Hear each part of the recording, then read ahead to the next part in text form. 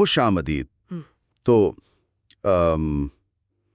آج ہم رمضان کے روزوں پر ایک گہری نظر ڈالنے والے ہیں۔ جی، ہمارے پاس جو مواد ہے اس میں نبی کریم صلی اللہ علیہ وآلہ وسلم کا ایک بہت اہم خطبہ ہے، روزے کی تاریخ پر کچھ تفصیلات ہیں اور اس کی اصل روح کو سمجھانے والی چند تحریریں بھی ہیں۔ جی بالکل۔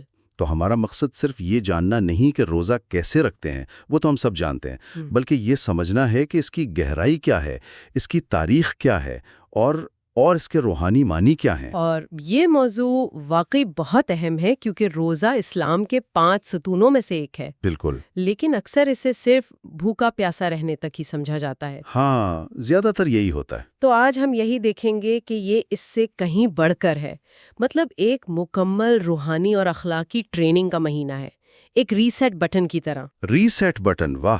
اچھا، تو پھر بالکل بنیادی سوال سے شروع کرتے ہیں۔ یہ جو لفظ ہے صوم یعنی روزہ، اس کا مطلب کیا ہے؟ دیکھیں، لغت میں تو اس کا مطلب ہے کسی بھی چیز سے رک جانا۔ کسی بھی چیز سے؟ جی، مطلب صرف کھانا پینا نہیں، بلکہ چلنے سے روکنا یا بات کرنے سے روکنا، اسے بھی عربی میں صوم کہا جا سکتا ہے۔ اچھا۔ لیکن اسلام کی اصطلاح میں اس کا مطلب ہے ایک خاص نیت کے ساتھ صبح صادق سے غروب آفتاب تک کھانے پینے اور ازدواجی تعلقات سے پرہیز کرنا۔ صحیح۔ لیکن یہاں سب سے دلچسپ بات یہ ہے، اور یہ ہمارے ذرائع میں بھی ہے، کہ یہ عبادت صرف مسلمانوں کے لیے نئی نہیں ہے۔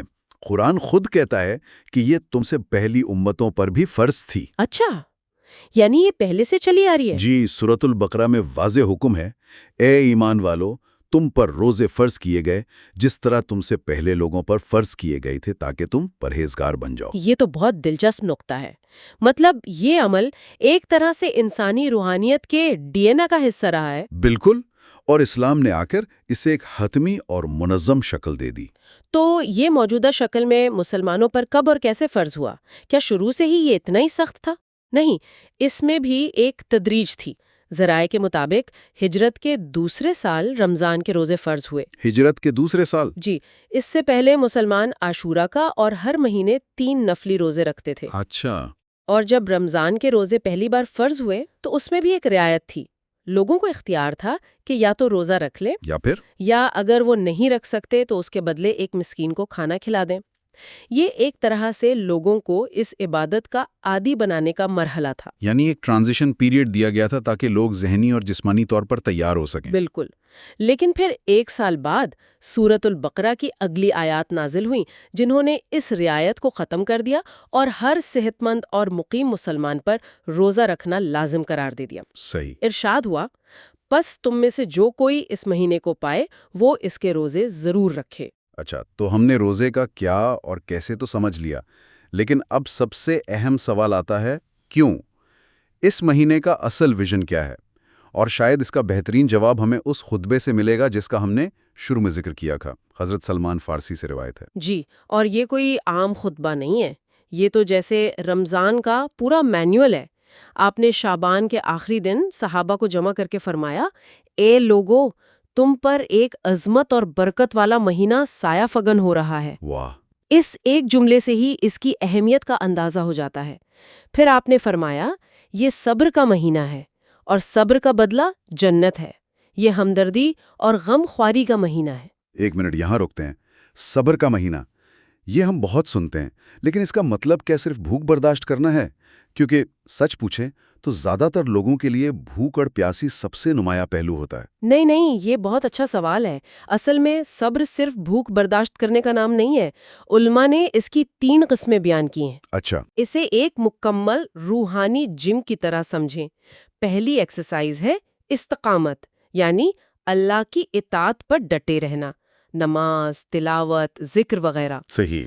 دوسری ایکسرسائز ہے مزاحمت، یعنی گناہوں سے بچنا، جھوٹ، غیبت، غصہ، ان سب سے۔ اور تیسری ایکسرسائز ہے برداشت، یعنی بھوک، پیاس جیسی جسمانی تکلیف کو سہنا۔ رمضان وہ واحد مہینہ ہے جو آپ سے یہ تینوں ورزشیں ایک ساتھ کرواتا ہے۔ واہ! روح کا فل باڈی ورک آؤٹ، یہ تو سوچنے کا بالکل نیا انداز ہے۔ بالکل۔ اور اسی خطبے میں ہمدردی کا بھی ذکر ہے، جسے آپ نے غمخواری کا مہینہ کہا۔ کیا یہ بھوک کا احساس ہی ہمیں دوسروں کا غمخوار بناتا ہے؟ یقیناً، یہی تو اس کا عملی پہلو ہے۔ جب ایک شخص جو سارا سال آرام سے کھاتا پیتا ہے وہ چند گھنٹوں کی بھوک محسوس کرتا ہے تو اسے پہلی بار حقیقی معنوں میں اس غریب کی تکلیف کا اندازہ ہوتا ہے۔ بالکل۔ اسی لیے اس خطبے میں افطار کرانے کی بے پناہ فضیلت ہے۔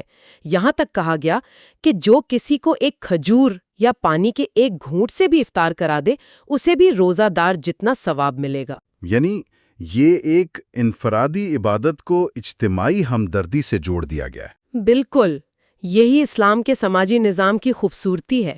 اور اسی خطبے میں اعمال کے ثواب کے بارے میں بھی حیران کن باتیں ہیں کہ نفل کا ثواب فرض کے برابر اور ایک فرض کا ثواب 70 فرضوں کے برابر، 70 گنا۔ یہ کیا کوئی ریاضی کا فارمولا ہے یا اس کا کوئی گہرا مطلب ہے؟ نہیں، یہ ایک بہت طاقتور استعارہ ہے۔ مطلب یہ نہیں کہ آپ کیلکولیٹر لے کر بیٹھ جائیں، صحیح۔ بلکہ یہ اس مہینے کی روحانی اہمیت کو بتانے کا ایک انداز ہے۔ یہ ایک لمیٹڈ ٹائم آفر کی طرح ہے، ایک روحانی بونس سیزن، جی، جس میں اللہ کی رحمت اور برکت اپنے عروج پر ہوتی ہے۔ اسی لیے نبی کریم صلی اللہ علیہ وآلہ وسلم نے فرمایا کہ جب رمضان آتا ہے تو جنت کے دروازے کھول دیے جاتے ہیں، جہنم کے دروازے بند کر دیے جاتے ہیں، جی، اور سرکش شیاطین کو جکڑ دیا جاتا ہے۔ یعنی ماحول کو نیکی کرنے کے لیے پوری طرح سازگار بنا دیا جاتا ہے۔ آپ کے راستے سے رکاوٹیں ہٹا دی جاتی ہیں۔ بالکل، آپ کو ایک طرح سے ہیڈ سٹارٹ دے دیا جاتا ہے۔ اب آگے بڑھنا یا نہ بڑھنا انسان کی اپنی کوشش پر ہے۔ اسی خطبے میں ایک اور دلچسپ تقسیم ہے۔ رمضان کو 3 حصوں یا عشروں میں بانٹا گیا ہے۔ پہلا عشرہ رحمت، دوسرا مغفرت اور تیسرا جہنم سے نجات کا۔ کیا یہ بس ایک ٹائم لائن ہے یا اس میں بھی کوئی ترتیب ہے؟ اس میں ایک گہری نفسیاتی اور روحانی ترتیب ہے۔ وہ کیسے؟ اسے روح کی ایک ڈیپ کلیننگ کا پروسیس سمجھیں۔ پہلے 10 دن آپ اللہ کی رحمت کے طلبگار ہوتے ہیں، عبادات کے ذریعے خود کو اس کے قابل بناتے ہیں۔ ٹھیک ہے۔ اگلے 10 دن جب رحمت کا ماحول بن جاتا ہے تو آپ اپنے گناہوں کی مغفرت طلب کرتے ہیں۔ اور آخر میں؟ اور آخری 10 دنوں میں جب روح پاک صاف ہو جاتی ہے تو آپ فائنل مرحلے میں داخل ہوتے ہیں، یعنی جہنم سے مکمل آزادی کی دعا کرتے ہیں۔ یہ ایک مکمل روحانی صفائی کا سفر ہے۔ یہ تو ایک مکمل سفر کا نقشہ ہے، لیکن کسی بھی سفر کی طرح اس کے بھی کچھ اصول اور آداب ہوں گے، ہے نا؟ کیا واقعی صرف نہ کھانا پینا کافی ہے؟ ہرگز نہیں۔ دراصل نہ کھانا پینا تو صرف پہلا قدم ہے۔ ایک مشہور حدیث میں روزے کو جنہ یعنی ڈھال کہا گیا ہے۔ ڈھال؟ جی، ڈھال۔ اب سوچیں ڈھال کا کیا کام ہے؟ وہ میدان جنگ میں دشمن کے وار سے بچاتی ہے۔ صحیح۔ اسی طرح روزہ آپ کو گناہوں کے حملوں سے اور آخرت میں جہنم کی آگ سے بچاتا ہے، لیکن ایک ڈھال تبھی کام آئے گی جب آپ اسے ٹھیک سے پکڑیں گے۔ مطلب یہ کہ اگر کوئی روزہ رکھ کر بھی غیبت، جھوٹ، لڑائی جھگڑا کر رہا ہے تو اس نے ڈھال تو اٹھائی ہوئی ہے لیکن اسے استعمال نہیں کر رہا۔ بالکل یہی بات ہے۔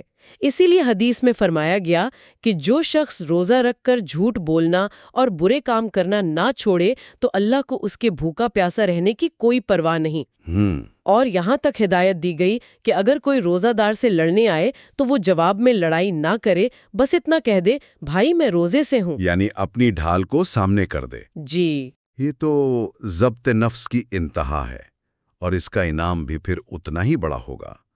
ایک حدیث قدسی ہے جو ہمیشہ مجھے سوچنے پر مجبور کرتی ہے۔ اللہ تعالیٰ فرماتا ہے، روزہ میرے لیے ہے اور میں ہی اس کا اجر دوں گا۔ باقی عبادات کے بارے میں تو ایسا نہیں کہا گیا۔ اس میں کیا خاص بات ہے؟ یہ روزے کی روح ہے۔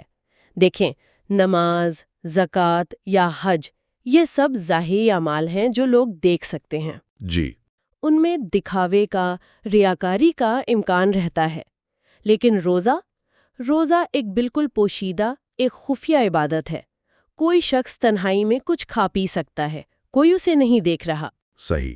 لیکن وہ صرف اپنے رب کے علم اور اس کے خوف کی وجہ سے رکا رہتا ہے۔ یہ بندے اور اللہ کے درمیان ایک راز ہے۔ اچھا۔ چونکہ یہ عبادت اتنی خالص اور براہ راست اللہ کے لیے ہے، اس لیے اللہ نے اس کا اجر بھی کسی فرشتے کے حوالے نہیں کیا، بلکہ فرمایا کہ میں خود اپنی شان کے مطابق بے حساب اجر دوں گی۔ واہ، یعنی اس کی کوئی گنتی نہیں، کوئی حد نہیں، اور اسی لیے جنت کا ایک خاص دروازہ الریان صرف روزہ داروں کے لیے رکھا گیا ہے۔ جی، الریان کا مطلب ہے سیراب کرنے والا۔ یہ اس بات کی علامت ہے کہ جو لوگ دنیا میں اللہ کے لیے پیاسے رہے، آخرت میں انہیں ایک ایسے خاص دروازے سے داخل کیا جائے گا جو ہمیشہ کی سیرابی کی طرف لے جاتا ہے۔ یہیں پر ایک اور بات ہے جو ظاہری طور پر عجیب لگتی ہے۔ حدیث میں ہے کہ روزہ دار کے منہ کی بو اللہ کے نزدیک کستوری کی خوشبو سے بھی بہتر ہے۔ عام زندگی میں تو منہ کی بدبو ایک ناپسندیدہ چیز ہے، لیکن یہاں اسے اتنی عزت دی جا رہی ہے۔ یہ روحانیت کی خوبصورتی ہے جو ظاہری پیمانوں سے ماورا ہے۔ یہ اس بات کا اعلان ہے کہ میرے بندے نے میری رضا کے لیے جو مشقت اٹھائی ہے، اس مشقت کا ہر اثر، ہر نشان، چاہے وہ دنیا والوں کو ناگوار لگے، مجھے محبوب ہے۔ واہ! یہ اس قربانی کی قدردانی ہے۔ یہ ایسا ہی ہے جیسے ایک ماں کو محنت سے تھکے ہوئے اپنے بچے کے پسینے میں بھی محبت محسوس ہوتی ہے۔ یہ اللہ کے اپنے بندے سے محبت کا اظہار ہے۔ آپ نے جن دو باتوں کا ذکر کیا کہ روزہ ایک پوشیدہ عمل ہے اور یہ ایک ڈھال بھی ہے، ان میں گہرا تعلق نظر آتا ہے۔ جی، ایسا لگتا ہے کہ یہ جو اندرونی اور خفیہ عہد ہے اللہ کے ساتھ، وہی بیرونی دنیا میں گناہوں کے خلاف آپ کی ڈھال کو طاقت دیتا ہے۔ آپ نے بالکل صحیح نقطہ پکڑا ہے۔ اندر کی نیت جتنی مضبوط ہوگی، باہر کا عمل اتنا ہی مؤثر ہوگا۔ تو یہ جو پوری روحانی ٹریننگ ہے، کیا یہ صرف رمضان کے 30 دنوں تک محدود ہے؟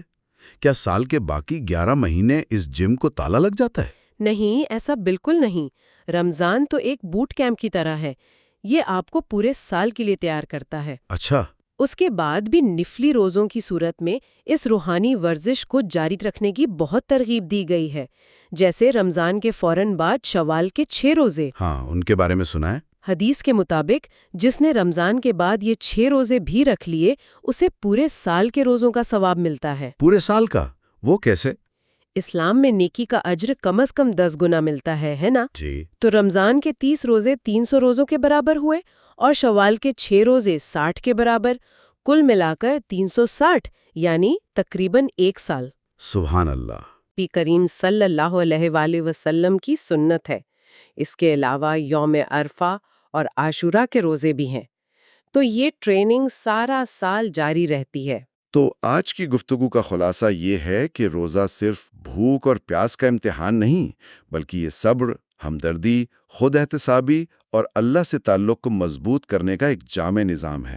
جی، یہ ایک سالانہ روحانی ورکشاپ ہے جو انسان کو اپنی زندگی کو اثر نو ترتیب دینے کا موقع دیتی ہے۔ بالکل۔ یہ ایک ریفریش بٹن کی طرح ہے جو ہماری روحانی بیٹری کو پورے سال کے لیے چارج کر دیتا ہے۔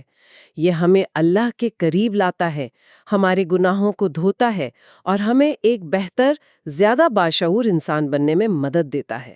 ہمارے ذرائع یہ واضح کرتے ہیں کہ روزہ اپنی خواہشات پر قابو پانے اور نفس کو پاکیزہ بنانے کا ایک طاقتور ذریعہ ہے۔